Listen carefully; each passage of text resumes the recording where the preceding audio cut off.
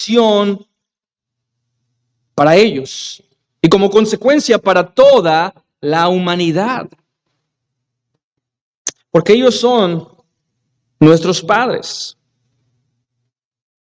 Y a la misma vez, nosotros, por naturaleza, somos pecadores.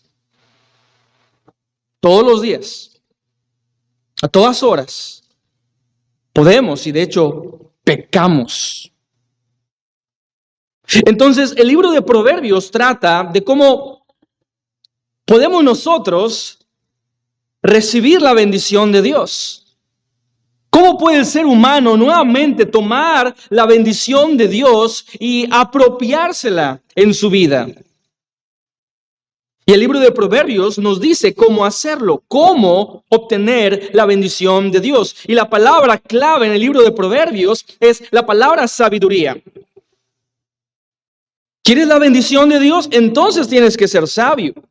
Pero hermanos, hemos dicho que la sabiduría es diferente al conocimiento. Porque el conocimiento es bueno, pero el conocimiento por sí no es suficiente. El saber lo que es bueno y lo que es malo, es desagradable a Dios, es algo necesario. Pero si quieres ser sabio, necesitas más allá que solo conocimiento. Necesitas ser sabio. Y la sabiduría es cómo aplicar dicho conocimiento. Cómo tomar buenas decisiones. Y todo el libro de Proverbios es un libro de consejos. Y el consejo es, sé sabio. Y cuando tú puedas ser sabio y cuando tú puedas apropiarte de estas palabras, de estos mandamientos y consejos divinos, entonces obtendrás también la bendición.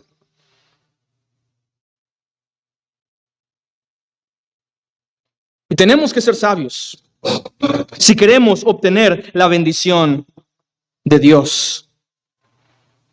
Y vamos a ver tres cosas acerca de la bendición de Dios. Y lo primero que tenemos que notar es que necesitamos sabiduría. Si quieres la bendición de Dios, necesitas sabiduría. La sabiduría de Dios. El versículo número 3 creo que nos da un panorama muy amplio y muy claro de quién es Dios y de por qué es importante ser sabios para obtener la sabiduría de Dios. Dice el versículo 3, los ojos de Jehová están en todo lugar, mirando a los malos y a los buenos. Nos habla acerca de un atributo de Dios que nosotros lo llamamos la omnisciencia. La omnisciencia de Dios. Que Dios lo ve todo, Dios lo conoce todo, no hay nada, absolutamente nada que podamos nosotros ocultar de Dios. Y si quieres la bendición de Dios, necesitas ser sabio. Y la sabiduría se lleva a través de una vida de justicia. A Dios le importa la justicia. A Dios le importa que su pueblo viva para su gloria. Que podamos, hermanos, nosotros obedecer a Dios en todo. Y la primera cosa es que la omnisciencia de Dios nos garantiza su perfecta justicia. La omnisciencia de Dios garantiza su perfecta justicia. Dios quiere que nosotros le obedezcamos. Ese es el deseo de Dios. Que podamos obedecerle a Él, obtener sabiduría y también obtener su bendición. Y sin embargo, no todas las personas han decidido obedecer a Dios. No todas las personas están buscando a Dios. No todas las personas aman a Dios. ¿Y sabes qué es lo que nos recuerda el pasaje? Que Dios conoce a todos por igual. Y hay una clara distinción entre los malos y los buenos. La última parte del versículo 3 nos dice, mirando a los malos y a los buenos. No todas las personas quieren obedecer a Dios, no todas las personas aman a Dios, no todas las personas son sabias. Pero ¿sabes quién sí es completamente sabio? Que lo conoce todo, es omnisciente, es Dios. Y esta frase, los ojos de Jehová, es una frase bastante importante, que aunque quizá no aparece muchas veces en las Escrituras, de hecho aparece solo 11 veces en la Biblia, los ojos de Jehová. Sabemos que Dios es espíritu, Dios es espiritual. Pero a veces se utilizan estos términos, que son términos como un ser humano para entender cómo es Dios. Dios no tiene ojos porque es un ser espiritual y sin embargo, Él puede ver todo. Él lo conoce todo. Los ojos de Jehová están en todo lugar. Y la primera mención de ese término lo vemos en el libro de Génesis, capítulo 6. Si tú recuerdas, lo que hay en este pasaje, Génesis 6, es que Dios puede discernir la humanidad. Y comienza diciendo ahí el versículo número 5, y vio Jehová que la maldad del hombre era mucha en la tierra. Vio Jehová a todos los habitantes, a todos los moradores, en ese momento, en el tiempo de Noé. Dios conoció el corazón de ellos. Dios conoció cada una de la vida de ellos en particular. Y vio también, la siguiente parte del versículo 5, todo designio de los pensamientos del corazón. No solamente él veía los actos, él conocía el corazón, los pensamientos. Y eso es lo que nos diferencia a nosotros. La creación de Dios, el creador. Que nosotros solo podemos ver actos, acciones. Pero Dios ve mucho más que eso.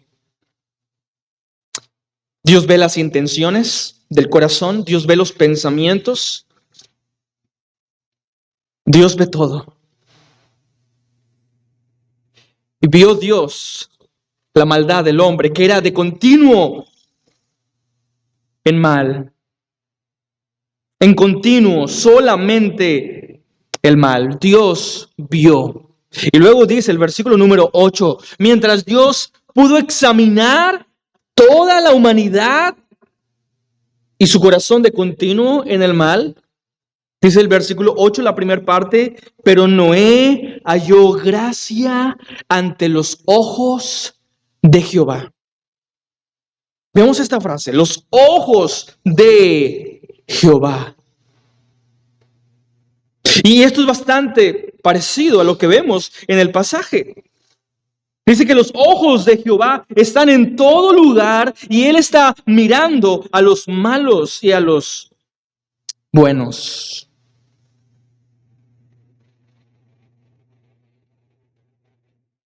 No hay nada que pueda ocultarse de Dios.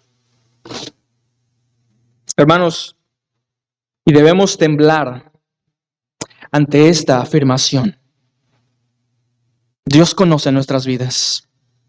Dios conoce cada cosa que hacemos, cada cosa que nosotros pensamos, cada emoción que sentimos, Él la ve.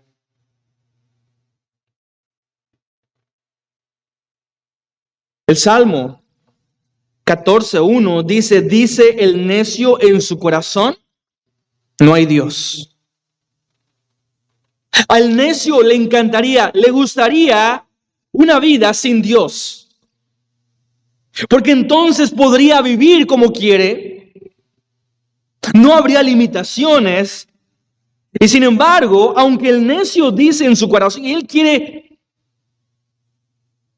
motivar su vida en base a esta realidad, la última parte del Salmo 14:1 dice, se han corrompido, hacen obras abominables y no hay quien haga el bien.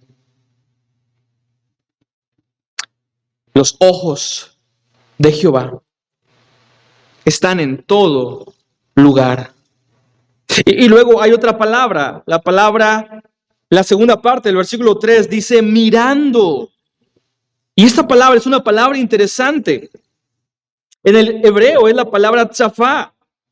Y significa no solo observar, sino vigilar. Y la idea era en la antigüedad, en este momento, había centinelas, había vigilantes que se paraban en una torre y que podían ver todo lo que sucedía tanto dentro de la ciudad como fuera de la ciudad. Estaba en un lugar alto, un centinela, el vigía. Y era una persona que no podía descansar, que tenía que estar observando, vigilando en todo tiempo. Y es la misma palabra que implica eso, tzafá. Vigilar o velar como un centinela, como un atalaya. En Proverbios capítulo 5 y versículo 21, Proverbios 5:21 dice, porque los caminos del hombre están ante los ojos de Jehová. Los caminos del hombre, nuestras vidas, están ante los ojos de Jehová. Él considera todas sus veredas. Él sabe lo que hacemos. Él sabe nuestra vida.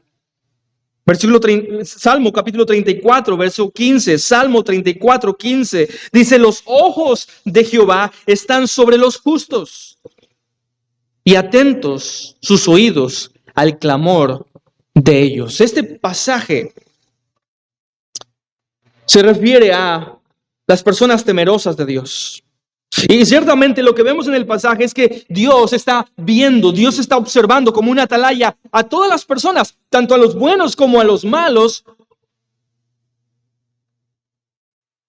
pero su especial atención,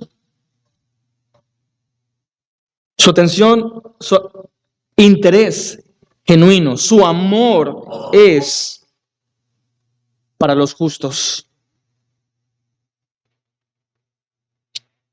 Los ojos de Jehová están sobre los justos y atentos sus oídos al clamor de ellos. Y esto es hermoso, hermanos, porque creo que nosotros podemos, los que somos padres, podemos entender perfectamente lo que quiere decir este pasaje. Cuando dice que el Señor está atento al clamor de los justos. ¿Cuántos recuerdan cuando tenían a su bebé pequeño, que de brazos? Ya lo hemos querido olvidar, ¿verdad? Pero bueno, ahí está. Esos desvelos, esas ojeras, ¿verdad? Ese dolor continuo en la cabeza del día siguiente por no haber dormido. Y sin embargo, estábamos listos para despertarnos e ir a nuestros hijos cuando estaban llorando, cargarlos, protegerlos. Incluso, es como, yo sé que el llanto es llanto, ¿sí? Pero hay de llantos a llantos. Que tú conocías cada llanto de tu hijo. Y podías quizá de una forma determinar si ese llanto era por hambre, si ese llanto era por dolor, por algo realmente que te preocupa, ¿verdad? Y de pronto conoces muy bien el clamor de tus hijos, cómo están llorando y qué es lo que pueden indicar a través del llanto. Incluso cuando simplemente están haciendo un berrinche y están llorando, tú puedes detectarlo. ¿Por qué? Porque los conoces. Los conoces a tus hijos. De la misma manera, lo que vemos en el pasaje es que Dios está atento al clamor de nosotros, sus hijos. Dios nos ve. Dios nos escucha. Hermano, hay momentos donde nos sentimos con desesperanza. Hay momentos difíciles por los que muchas veces tenemos que atravesar en la vida. Y nos sentimos solos, nos sentimos aislados, sentimos a veces que nadie nos entiende. Que no hay nadie con nosotros. Pero este pasaje nos dice que sí hay alguien que está con nosotros, sí hay alguien que nos escucha. Y si eres hijo de Dios, Dios está atento a tu clamor. Y esto nos habla, hermanos, nuevamente de la omnisciencia de Dios. Los ojos de Jehová están en todo lugar. Ahora nota también, regresando a Proverbios capítulo 15 y versículo 11, nota el verso 11. Dice, el Seol y el Abadón están delante de Jehová. Y son dos lugares que son diferentes. Si un judío pensaba en el Seol como el lugar donde iban los muertos. Cuando alguien moría, de hecho David en varias ocasiones habló acerca de que sintió su alma que descendía al Seol. Y muy probablemente lo que está pensando David es que él estuvo a punto de morir, o por lo menos así se sentía.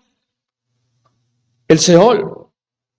Y a veces el hablar del Seol es hablar de una forma general de la muerte, lugar donde van los muertos. Y dentro de la mentalidad del judío, el Seol constaba de un lugar donde había una división. Y si tú recuerdas, el Señor Jesucristo también cuando habla acerca de la parábola del rico y Lázaro, la idea era más o menos esta. Que murieron a ambos y fueron llevados al Seol. Y había una parte donde estaban los justos y una parte donde estaban los impíos. Y de alguna forma se podían ver, pero había una gran cima entre ellos dos. Pues a veces el Seol en la Biblia habla acerca de ese lugar. Un lugar donde ninguno de nosotros conoce.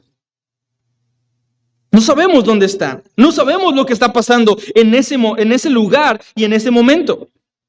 Y dice la segunda parte del 11, y el Abadón. A veces también es traducido como el Hades. Y es algo muy distinto al Seol. No es lo mismo. Porque el Abadón o el Hades ciertamente era el lugar donde estaban los impíos.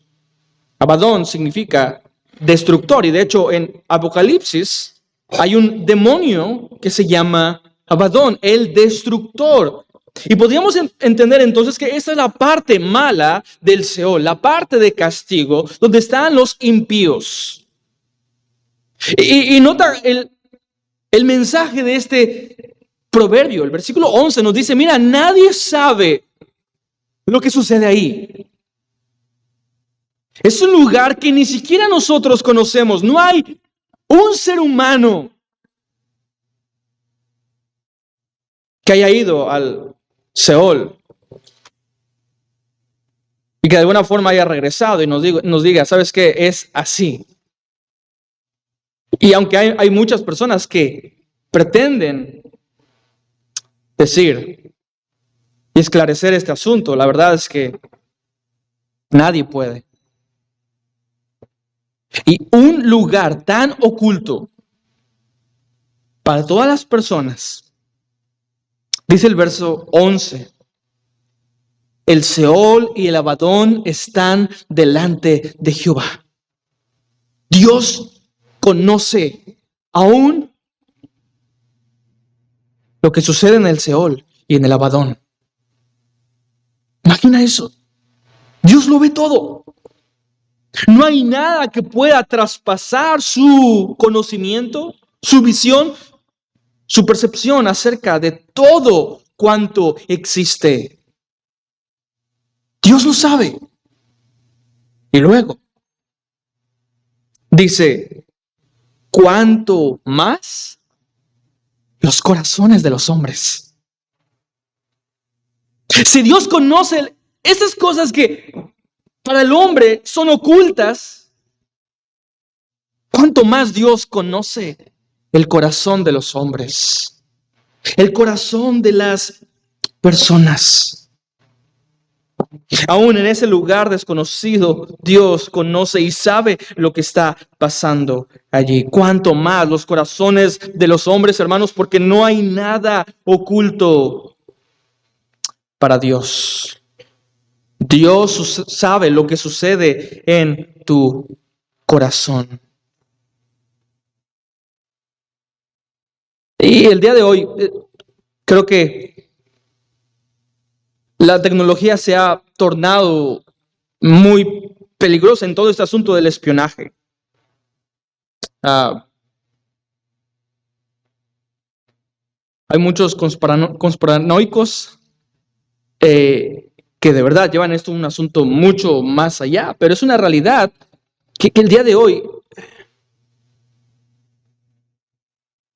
todo lo que haces en internet queda registrado.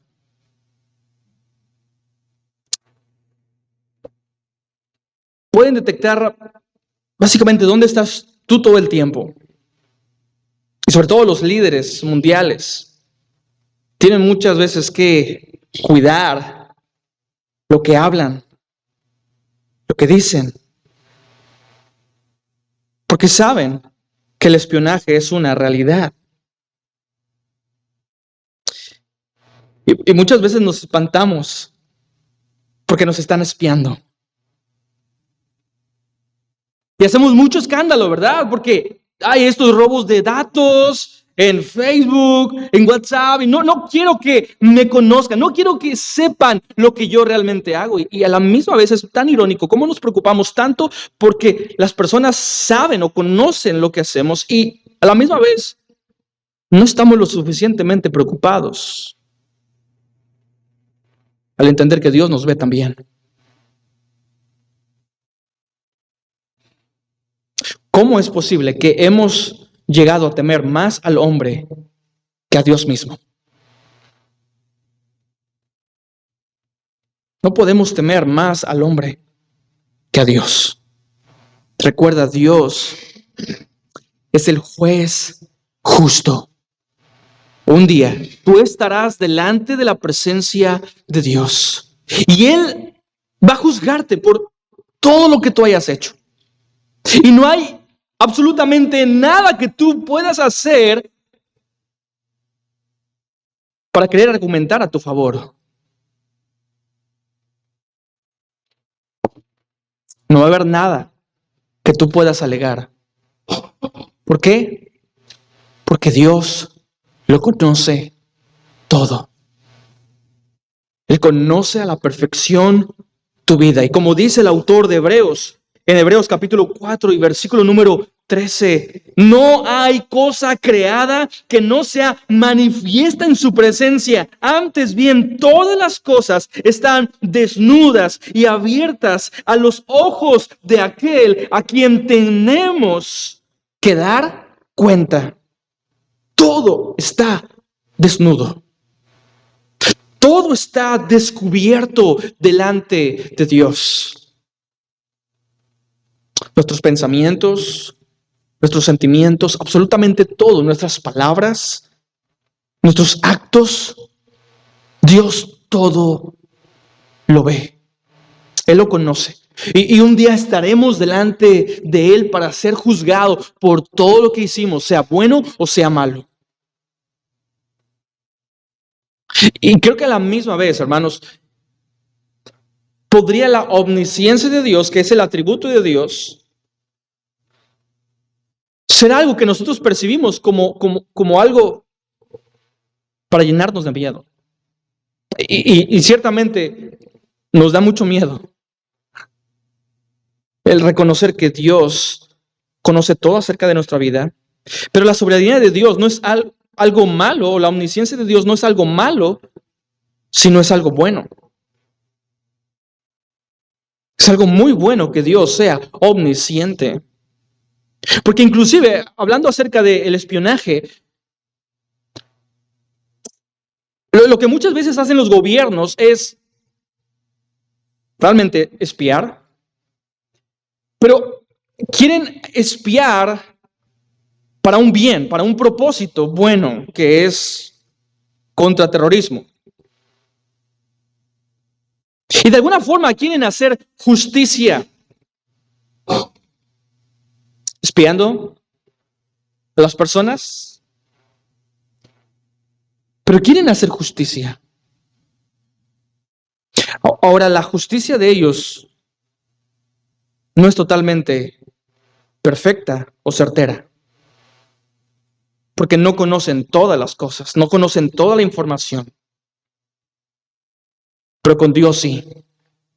Y podemos confiar en su juicio. Podemos confiar en Dios y en ese momento donde cada uno de nosotros estará delante de Él. Él va a juzgar. Y Él juzgará justamente. Él va a juzgar al pueblo con un justo juicio. Y podemos descansar en eso, en que la omnisciencia de Dios nos garantiza su perfecta justicia. Él no va a darte algo que no merezcas. Su justicia será impartida con total justicia, con total perfección. Pero la segunda cosa es que no solamente esta omnisciencia de Dios nos garantiza su perfecta justicia en ese momento, en el futuro, cuando estemos delante de su presencia, pero la segunda cosa es que Dios exige el día de hoy y para nosotros una vida de justicia. Dios exige de tu vida justicia. Y notamos el versículo número 9. Proverbios 15:9 dice: abominación es a Jehová el camino del impío, mas él ama al que sigue la justicia. Pero quiero que notemos y nos centremos un momento en la primera parte. Abominación es a Jehová el camino del impío. Y creo que este pasaje, este verso está ligado al verso anterior.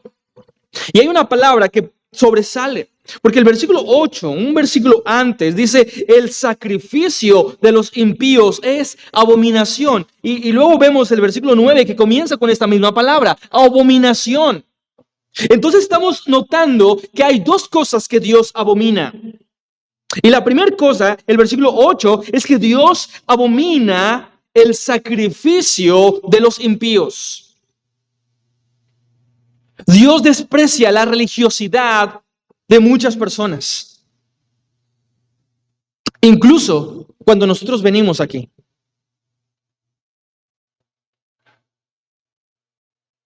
Cuando hay un corazón que no está dispuesto a confesar sus pecados.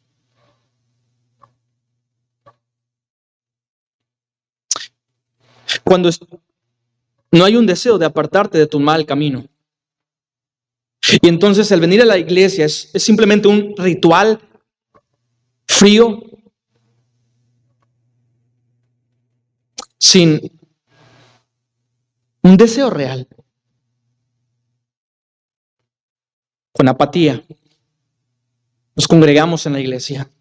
con indiferencia a lo que está sucediendo.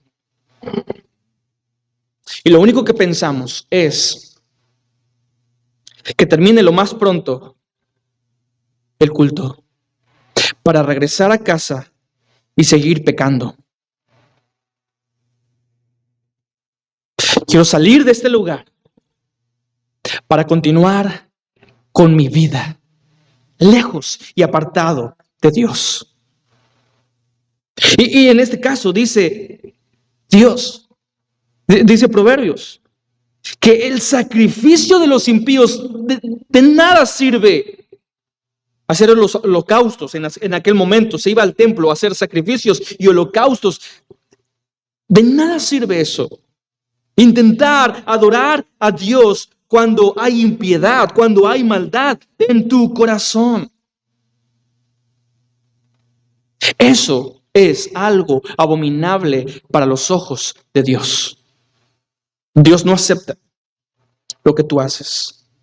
Dios no acepta tu servicio. Dios no acepta tu sacrificio. Versículo 9, abominación es a Jehová el camino del impío. No solamente es lo que tú haces ocasionalmente. Abominación no solo lo que tú pretendes hacer para Dios con un corazón corrompido, pero abominación es tu estilo de vida. No solo tu hipocresía en la iglesia, sino toda tu vida. El camino que estás llevando, un camino de rebelión, un camino lejos de Dios. No son solo algunos actos lo que le importa a Dios, sino nuestro estilo de vida cotidiano. La forma que vivimos no solo el domingo, sino lo que hacemos de lunes a domingo. A Dios le importa. No es solo el sacrificio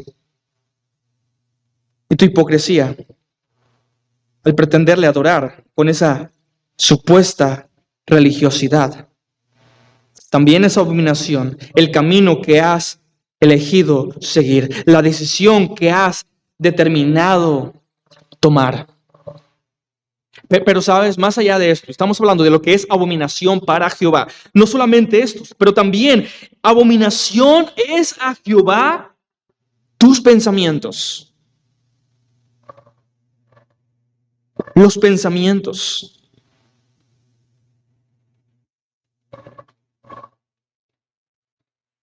Cuando maquinamos, cuando pensamos cómo pecar mejor sin que me descubran. ¿Cómo puedo yo pecar? ¿Cómo puedo yo seguir pecando?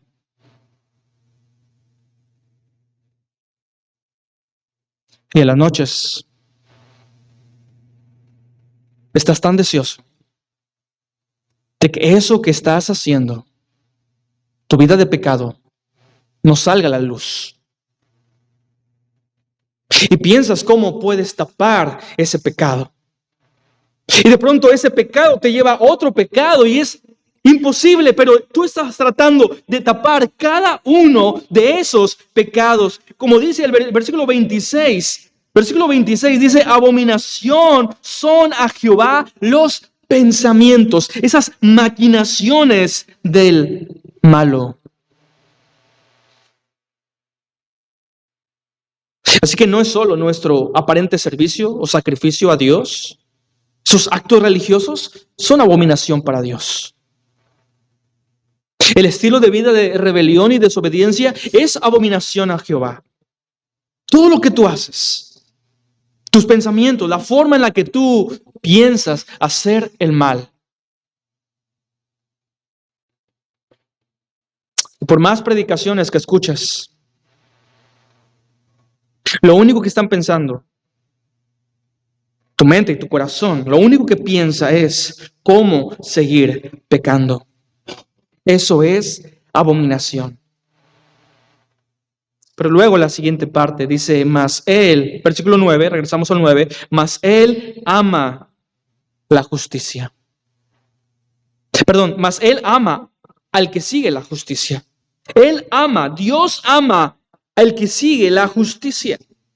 Y esto es algo muy parecido a lo que dice el versículo 29, la última parte. Dice, mas las expresiones de los limpios son limpias. Y estas dos palabras, tanto justicia del versículo 9 y la palabra limpio del versículo 26, son palabras bastante parecidas en el hebreo. Y de hecho podrían venir de la misma raíz, que es tajer.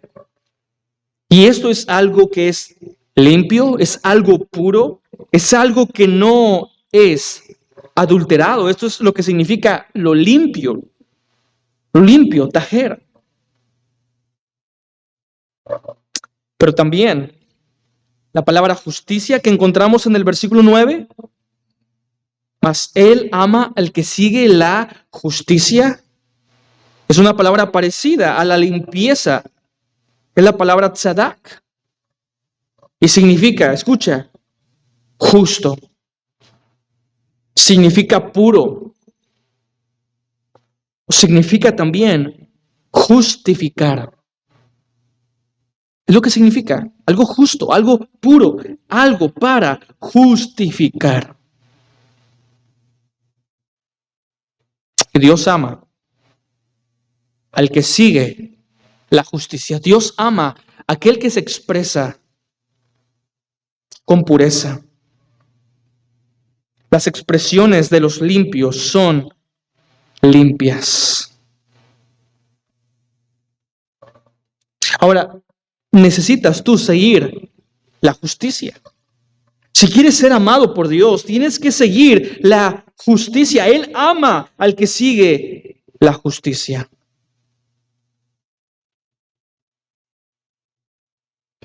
No se trata de perfección. Dios te ama no porque seas perfecto, sino porque has determinado tú la dirección que quieres seguir. Dios ama al que sigue. Y esta palabra, seguir, en el hebreo es un poco más intensa, es básicamente perseguir. Dios ama a aquel que está persiguiendo hasta el cansancio la justicia. Pero, ¿saben? Nos encontramos con la realidad de que el corazón del hombre es continuo hacia el mal. Nos encontramos con pasajes que nos habla de la realidad del ser humano, que no hay justo ni aún uno, no hay quien entienda, no hay quien busque a Dios. Todos se han desviado, a una se hicieron inútiles. No hay quien haga lo bueno, no hay ni siquiera uno.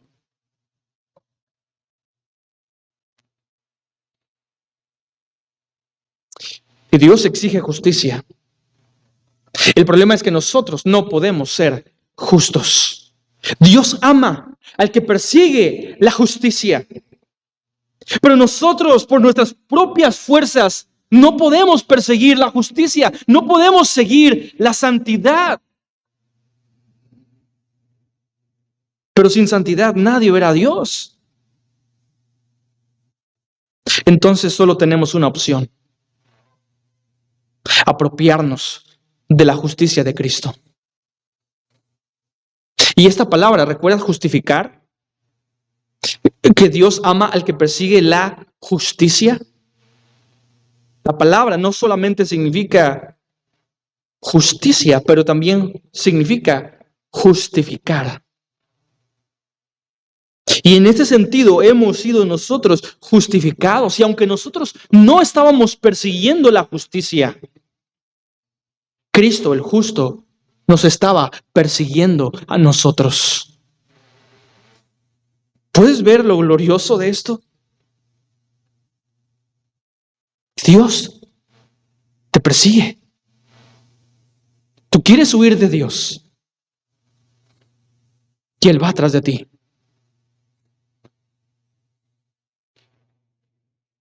Dios nos ama. De hecho, Dios demostró su amor de esa forma, que permaneciendo nosotros como pecadores, Cristo bajó.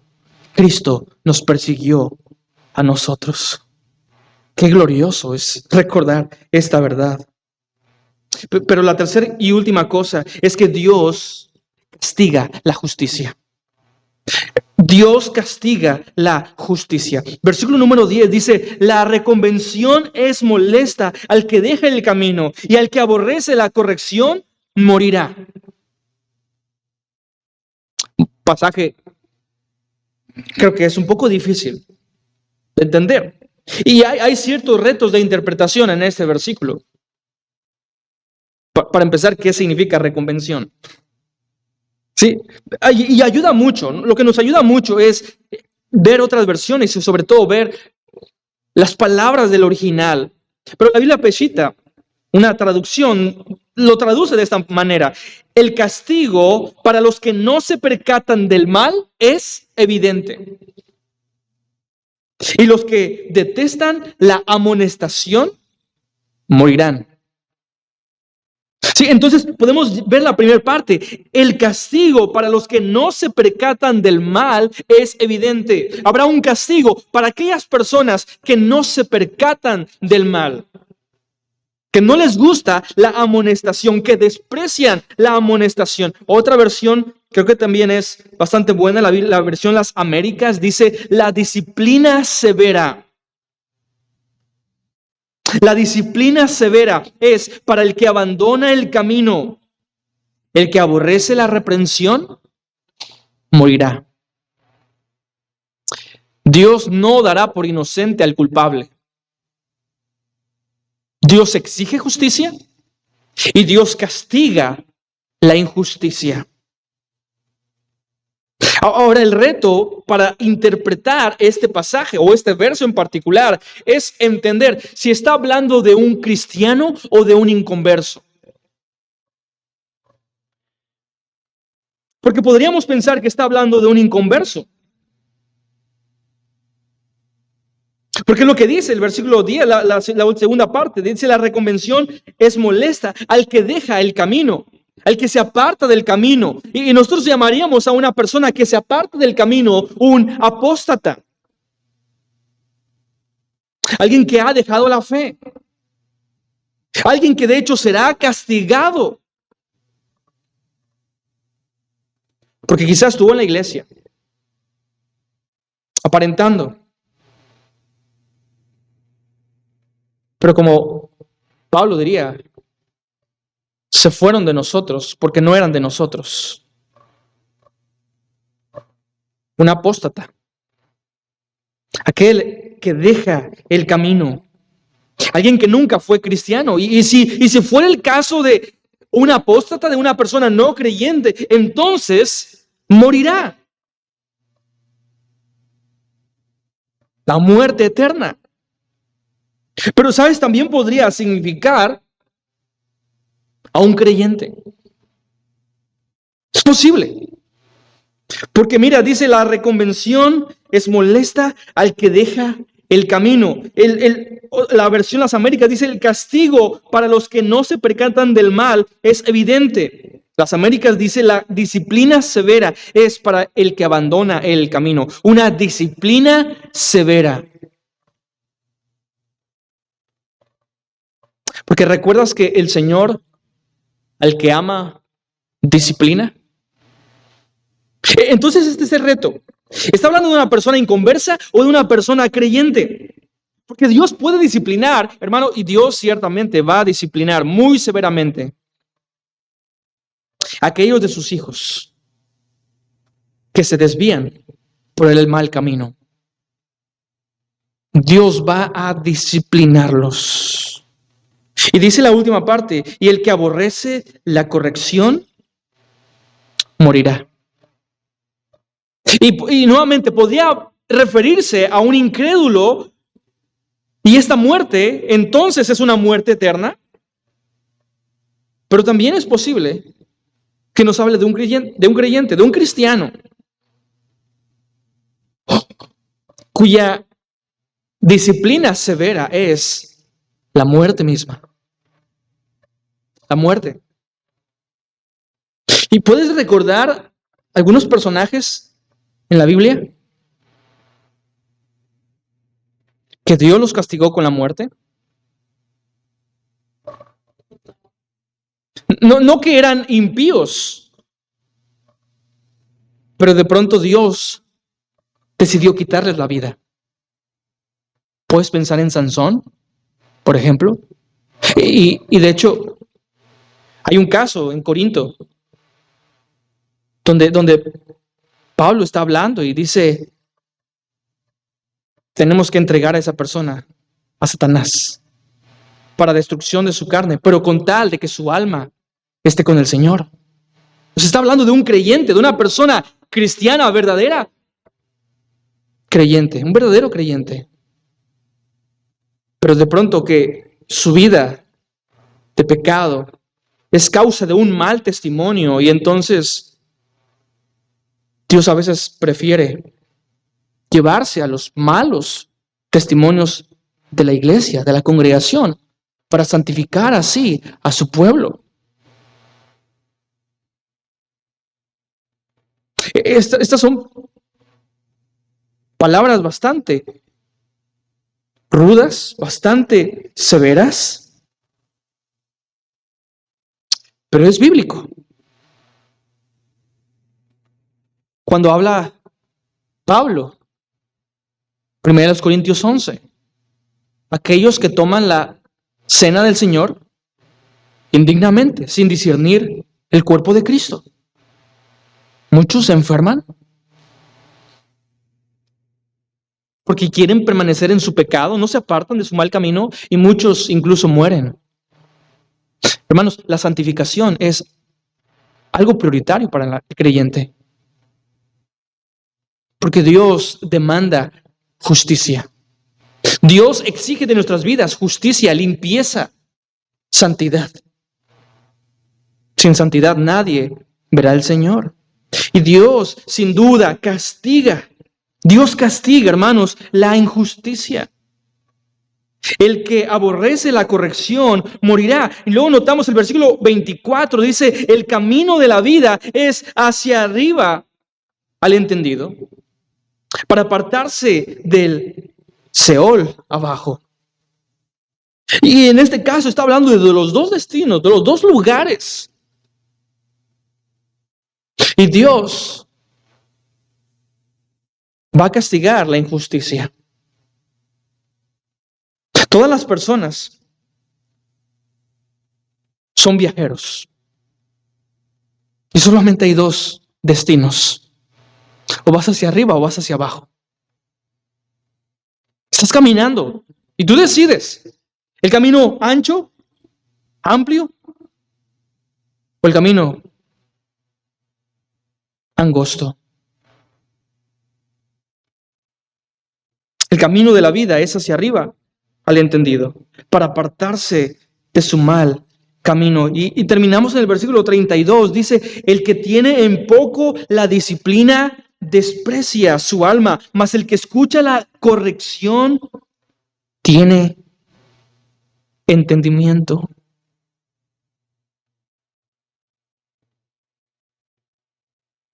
Nuevamente, Dios disciplina. Dios castiga, hermanos. Dios da oportunidades, suficientes oportunidades hemos tenido para crecer en santidad. Y cuando tú desprecias la corrección, ya sea a través de la palabra, a través de la predicación, a través de personas que Dios pone a tu lado, o incluso a través de momentos y circunstancias que Dios claramente te está llamando la atención, cuando tú desprecias esto, cuando tú desechas eso, te estás burlando del deseo de Dios para que tú vivas en santidad. Y entonces no hay remedio más que la severa disciplina. El que tiene en poco la disciplina menosprecia su alma. La amonestación es para nuestro bien. Mas el que escucha la corrección tiene entendimiento. Cuando escuchas, cuando entiendes que debes de apartarte de tu mal camino y cuando luchas por vivir en santidad, entonces te vuelves un entendido, un sabio. Hermano, nuevamente, tenemos que recordar que estos pasajes, estos versículos, no tratan principalmente de nosotros, son para nosotros. Pero estos pasajes, estos versículos nos hablan de Cristo. Nos hablan del Evangelio. Nos hablan de un Dios omnisciente.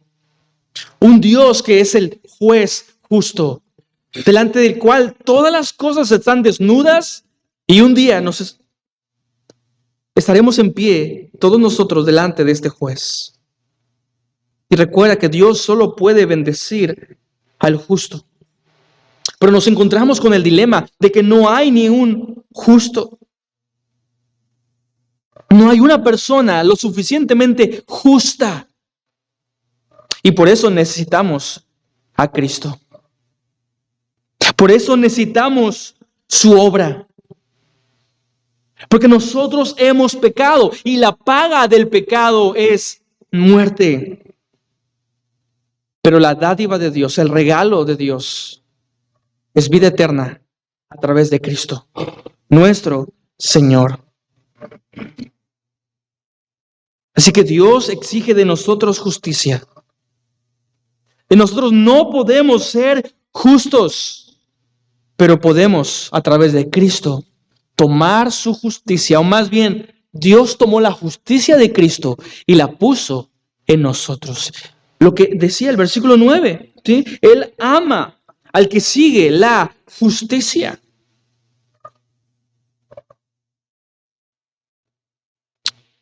Y Cristo fue el único que siguió la justicia.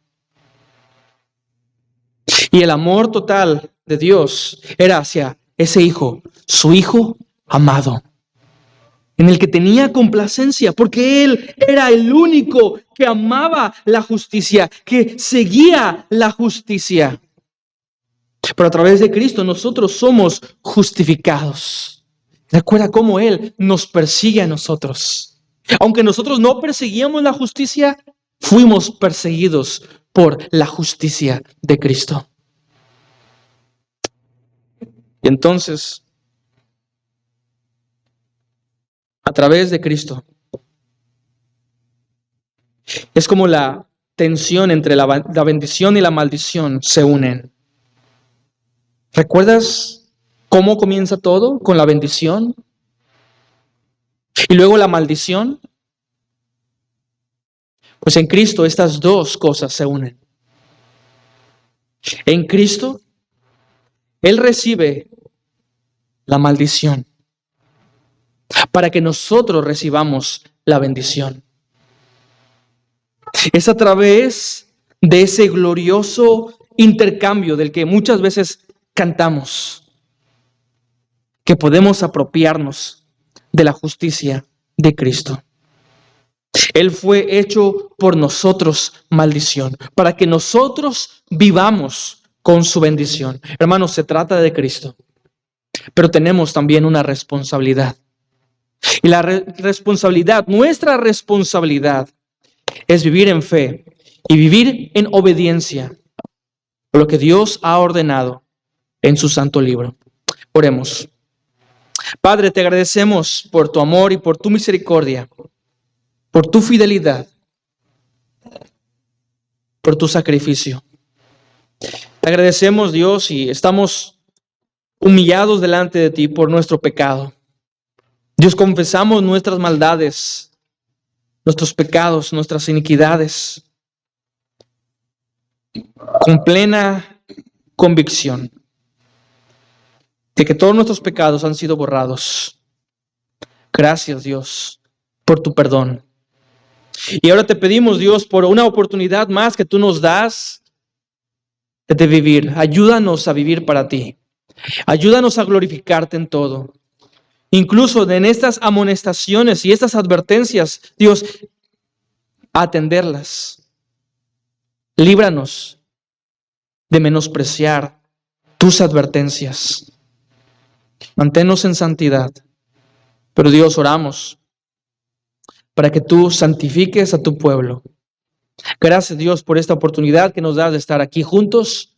Permítenos en esta semana honrarte y glorificarte en todo. Oramos en Cristo Jesús. Amén. Dios los bendiga, hermanos. Puestos de pie, hermanos, por favor.